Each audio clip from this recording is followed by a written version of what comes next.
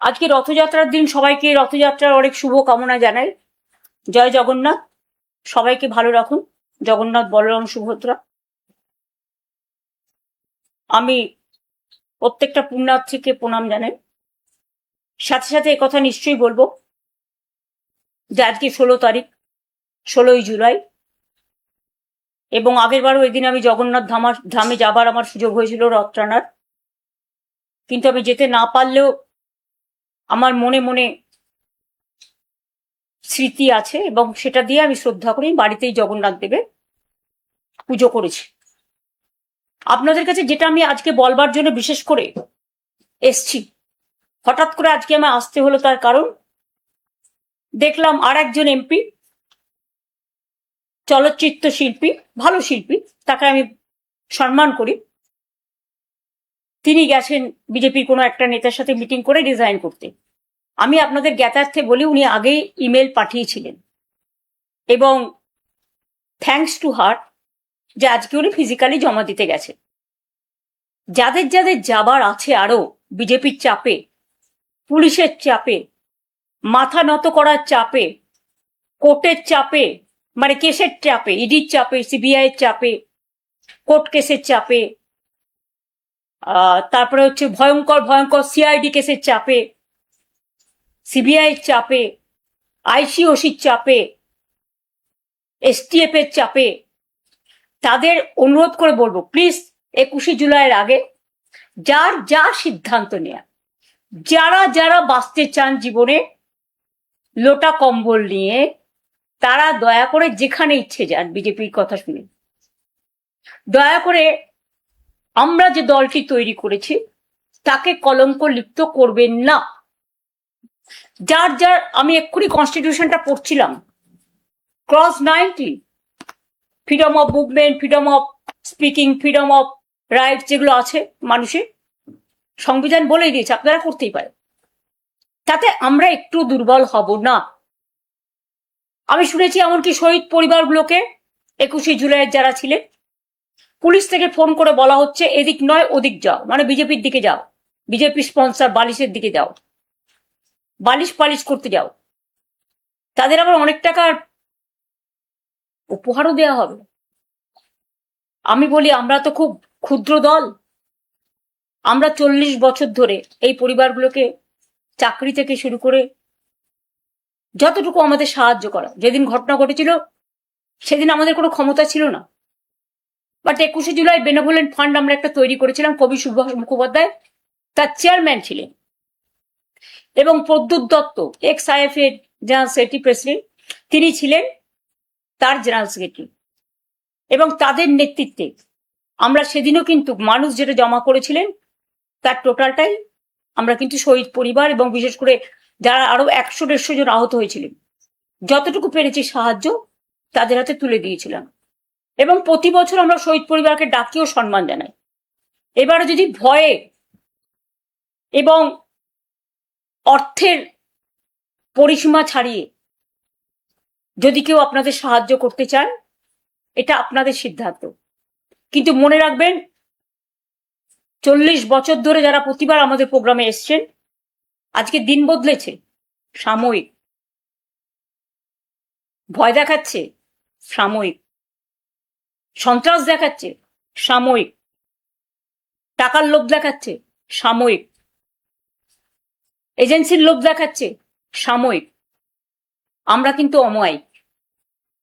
আমরা আপনাদের ভুল বুঝছি না, আপনারা বুঝতে পারছি, আমরা বুঝতে পারছি আপনারা অনেক ঘেরা টোপে আছেন। আপনারা আমাদের সাথে এবছরটা থাকলেন বা না থাকলেন, হৃদয় জুড়ে আছেন, এবং যারা মারা গিয়েছেন তাদের জন্য আমাদের অনেক কর্মী রক্ত দিয়েছে। 13 জন ছাড়াও প্রায় 150 জন, 100 জন পুলিশ ফায়ারে, পুলিশ গুলিতে বিদ্ধ হয়েছিল। তাছাড়াও অনেক শহীদ পরিবার, ইলেকশনের পরেও আমাদের প্রায় 20-22 জন মারা গেছেন, হত্যা করা হয়েছে, অত্যাচার করা হয়েছে, বাড়ি জ্বালানো হয়েছে, ধর্ষণ করা হয়েছে। তাদের প্রতিবাদ করার ভাষা নেই, তারা প্রতিবাদ করতে পারেনি। কাউকে টাকা চাওয়া হয়েছে, সে দিতে পারেনি, আত্মহননের পথ বেছে নিতে বাধ্য করা হয়েছে। তাই আমি তাদের বলবো, তাদের সমর্থনে, মানে তাদের প্রতিবাদে, তাদের যে প্রতিবাদী কণ্ঠ তাদের ওঠাতে দেওয়া হয়নি, সেই প্রতিবাদী কণ্ঠ নতুন করে 21শে জুলাই আওয়াজ তুলবে। যদিও আদালতের অনেক রেস্ট্রিকশন আছে, আমরা চেষ্টা করব আমাদের সাধ্যমতো কোঅপারেশন করে পিসফুলি অ্যাসেম্বল হয়ে। আমি জানি পুলিশ অনেক জায়গায় বলছে যাবেন না, যাবেন না, যাবেন না, আটকে দেবো, আটকে দেবো, আটকে দেবো। আমি প্রশাসনকে বলবো, নিজের মতো নিরপেক্ষ থাকুন। এক পক্ষ হতে গিয়ে মনে রাখবেন জীবনটা অনেক দিনের। দিল্লি টলমল হলেও এখানে কিন্তু ঢলমল হয়ে যাবে, এবং যারা আজও যাচ্ছে তারা কিন্তু আমাদের সাথে গোপনে গোপনে যোগাযোগও রাখছে। কেউ ভয় সহ্য করতে পারে, কেউ পারে না, এটা তাদের ব্যাপার। কেউ আত্মরক্ষা করতে পারে, কেউ পারে না। আমরা মাথা নিচু করে চলি না বলে আমাদের ফেস করতে হচ্ছে।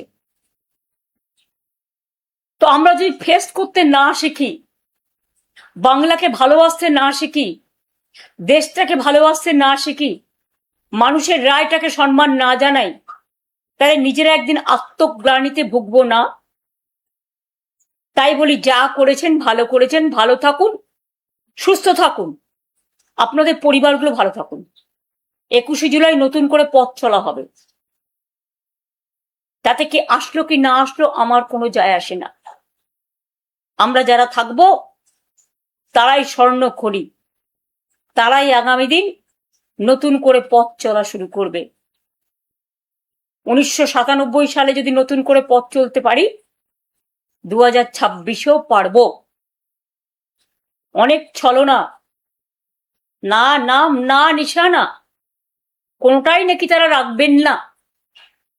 আপনারা ভালো থাকুন, সুস্থ থাকুন, নিজেদের রক্ষা করুন, দিল্লিটা আগে রক্ষা করুন, তবে তো আপনারা নিজেদের রক্ষা করতে পারবেন। দিল্লির মদতে যা ইচ্ছে আপনারা করে যাচ্ছেন। মনে রাখবেন, দিল্লি কিন্তু যতই জোর করে এমপি কিনুক বা বেচুক, আগামী দিন কিন্তু দিল্লি অবস্থা, দেশের অবস্থা সংকটের মধ্যে পড়ুক, আমরা চাই না। কিন্তু মানুষ বলছে, অর্থনীতিবিদরা বলছেন, সামাজিক মানুষ বলছেন, আজকে দিন ধরে সুনাম অনশন করার পরেও, যেমন আমি যখন 26 দিন করেছিলাম, সরকার থেকে কেউ আমার সাথে কথা বলতে আসেনি। একমাত্র রাজ্যপাল, মাননীয় রাজ্যপাল গোপাল গান্ধী এসেছিলেন, মহাশ্বেতাদি ছিলেন, কবির সুমন ছিলেন, ভিপি সিং এসেছিলেন, আরো অনেক নেতা এসেছিলেন, সেটা 20 দিনের পরে। আজকে একবার গিয়ে কথাও বলতে পারছেন। আমাদের এখানে ছেলেমেয়েরা যখন আন্দোলন করেছিল, আমি তো নিজে ছুটে গিয়েছিলাম, আমি তো নিজে মিছিল মিটিং করেছিলাম, আমি তো তাদের অনেকবার ডেকেছিলাম। কথা বলতে কি হয়, একটা মানুষের জীবন সংকটে দাঁড়িয়ে আছে, আর আপনারা মিনিমাম মানে ভদ্রতাও দেখাচ্ছেন না। মাথার উপরে খোলা আকাশ, এই বর্ষাকাল, মেঘ চমকাচ্ছে, বিদ্যুৎ চমকাচ্ছে, প্রশাসন চমকাচ্ছে, চমক ধমকের রাজনীতি শেষ হোক। আজকে এই পুণ্য দিনে, পবিত্র দিনে, এটাই দেশের কামনা, এটাই মানুষের কামনা। আমার এই কথাগুলো বলবার জন্য আপনাদের কাছে আজকে আমি এসেছিলাম, এবং যা বলছি আমি কিন্তু ভয় পাচ্ছি না। যারা যারা যাবার, দয়া করে 21-এর আগে তারা নাম লেখান ওদের সাথে। কিন্তু কোনোদিন ভাববেন না দলটাকে কলঙ্কিত করে আপনারা নিজেদের সম্মানিত করছেন। পরিবার বাঁচান, পরিবারকে তো বাঁচানোর দরকার, কারণ আপনাদের পরিবার, সম্পত্তি, লাগেজ, ব্যাকেজ, এই জন্য তো বিজেপি প্যাকেজ। আর যেখানে বিজেপি নেতারা দাঁড়িয়ে বলে নামও রাখবো না, নিশানাও রাখবো না, আরে অনেক দল অনেকবার সিম্বল চেঞ্জ করেছে, নিশানা কিন্তু থেকে গেছে। আপনি নাম চেঞ্জ করতে পারেন ক্ষমতার জোরে, নিশানা, দিশা, ভিশন, মিশন, অ্যাকশন, এটা কিন্তু আপনি শেষ করতে পারেন না।